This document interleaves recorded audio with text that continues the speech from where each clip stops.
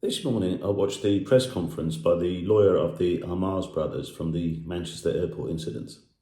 Their solicitor, Amir Anwar, gave a further account of their version of what had happened, and this is how I can summarise it. So, a Muslim Arab passenger, a Kuwaiti national, the lawyer claimed, was on Qatar Airways on the same flight as the Ammar brothers' mum, who was travelling back from a holiday in Pakistan.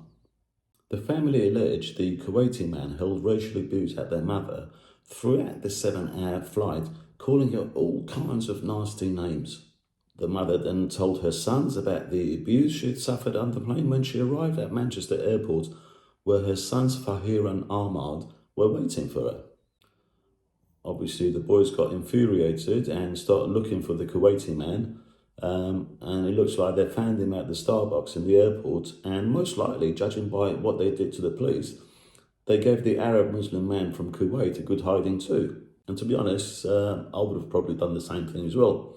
Although the lawyer refused to state if there was a physical confrontation at the Starbucks, but why else would the police be called? There must have been some sort of altercation. So anyways, we know that the police came to arrest them in the car park, and the boys then gave the police a good hiding, as we saw in the second video.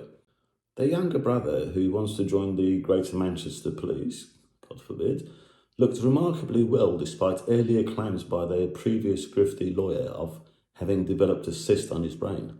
Although again, the new lawyer refused to comment on that. And since then, a policeman has been suspended and is being investigated, but the brothers have been freed and not charged so far.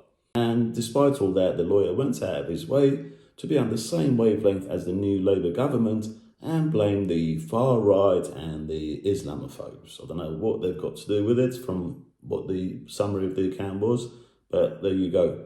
Once again, the far right and the Islamophobes got the blame. So what do you think? Was that a correct summary? Let me know if I missed out anything. Now, here's my question. If this unnamed Kuwaiti man had been bullying and racially abusing their mum for 7 hours on the flight, and the airline crew couldn't do anything about it, what would have happened? What happens when you have an unruly passenger on the plane? Now, I've seen this before myself. When there is an unruly passenger on a plane, the air crew notify the police before landing. And when the plane lands, the passengers are told to remain seated.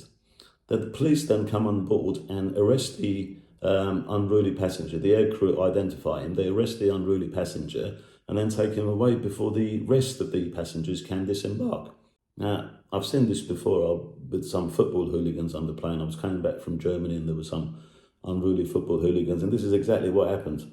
Now, why didn't any of this happen on this Qatar Airways flight? How come the aircrew didn't call the police before they landed? And how convenient that the press conference is held today when, according to the lawyer, the Kuwaiti man has returned to his country.